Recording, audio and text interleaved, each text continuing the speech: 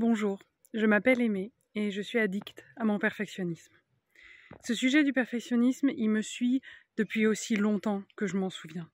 Il a saboté ma créativité en tant qu'enfant. C'était jamais suffisamment bien, j'aimais bien dessiner, mais j'avais pas d'inspiration et de toute façon, je savais pas suffisamment bien faire. Et puis, qu'est-ce que j'allais dessiner, qu'est-ce qui allait être intéressant, important.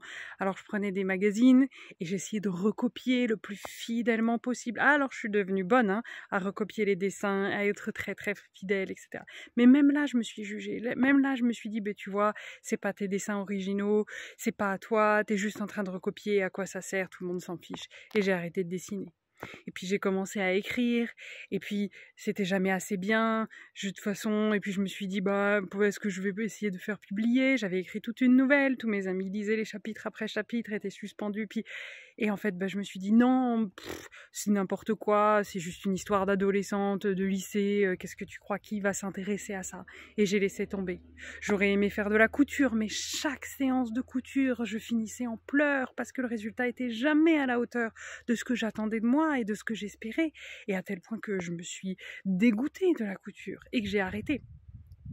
Et là, aujourd'hui, je vois comment est-ce que ce perfectionnisme, il est en train de ronger toutes les parties de ma vie. Il est en train de me ronger moi et de m'empêcher de faire ce que j'ai envie de faire. Il est en train de ronger mon couple parce que j'attends de mon conjoint qu'il soit parfait.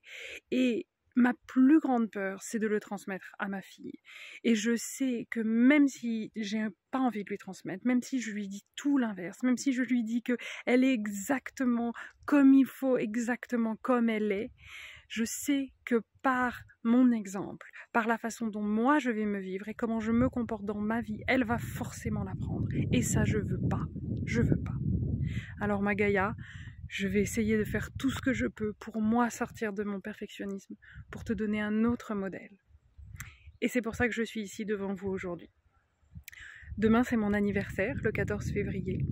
Et puis, cette année, dans 2 semaines, Adrien a 40 ans. Et on a décidé tous les deux de se faire ce cadeau-là.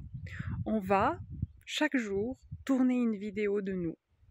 Et cette vidéo, elle sera pas préparée, il y aura rien d'écrit à l'avance, ça sera pas léché, on n'aura pas un joli texte avec les mots bien choisis, impactants, les phrases courtes comme il faut, le sujet qui plaît bien, etc. Non, rien de tout ça. Du spontané, nous. Je serai pas coiffée, je me serai pas changée 4 fois pour vérifier que ma tenue va bien, on n'aura pas sorti toute la grande technique avec les appareils photo, les lumières. Non, le téléphone, nous, nature peinture, avec ce qu'on a à dire, peut-être intéressant, peut-être pas intéressant, en tout cas le plus vrai possible, le plus dans notre humanité possible, de qui on est vraiment, juste pour se donner à nous-mêmes et à vous, on espère, le message qu'on peut apparaître dans cette réalité, qu'on peut être nous, que c'est ok, et que quelque part l'élan de la vie et de notre créativité est plus important que le résultat, toujours plus important. C'est le message que j'ai envie d'inscrire à l'intérieur de moi. Quand je me fiche de ce qui va en sortir, je me fiche de est-ce que ça va être assez bien, combien de personnes ça va intéresser, etc. Et je me fiche pas de vous. Je me fiche pas de ce que vous allez pouvoir ressentir en regardant ça. Mais je lâche l'exigence d'un résultat à la hauteur, je lâche la peur de ce que les autres vont penser, je lâche tous les jugements que je porte sur moi-même, que c'est jamais suffisamment bien et que ça sera jamais suffisamment intéressant et qu'en fait il faut que je bosse 15 jours pour réussir à sortir un texte qui fait 3 minutes de vidéo. Stop. Je me montre moi, tel que je suis. Et si ça vous parle, si ça vous touche et que ça vous invite à faire pareil, ça sera le plus beau cadeau, le plus beau résultat qu'on n'aura jamais pu espérer. Mais je sais que ça, on ne l'obtiendra pas parce que je vous le dis théoriquement. On ne l'obtiendra pas parce que je vous dis de sortir de votre honte. Parce que si moi j'y suis à travers mon perfectionnisme, alors je ne peux pas vous dire faites ce que je dis et pas ce que je fais. Et je ne pourrais pas dire la même chose à ma fille. Parce que qu'on se le dise, le perfectionnisme, c'est un sujet de honte. C'est un sujet de je suis pas suffisamment bien. C'est un sujet de il faut que je rende tout parfait et tout bien léché et que j'ai tout bien travaillé parce qu'il faut surtout pas qu'ils voient la vérité derrière.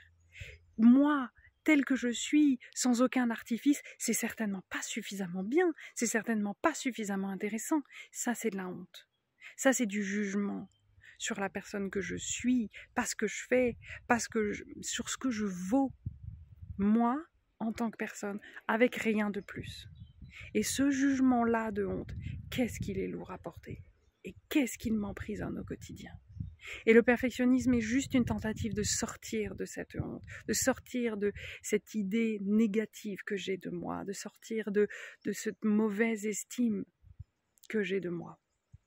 Et ça suffit.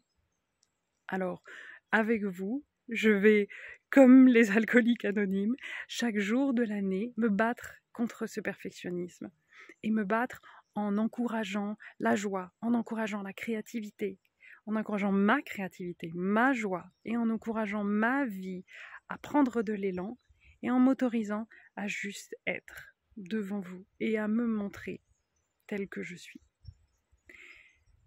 Et un jour, je pourrai dire « Bonjour, je suis aimée et je suis sobre de mon perfectionnisme depuis X temps. » Pour aujourd'hui, en tout cas, c'est pas le cas, mais je commence mon chemin et ça sera un pas après l'autre. Ah, j'ai oublié la fin que je vais donc coller, puisque hors de question de refaire la vidéo. Chaque première prise sera la prise. La fin, ce qu'on a envie de vous dire, ce qu'on a envie de se dire à nous, c'est « je vais mieux sans honte ». Sans la honte, on va mieux.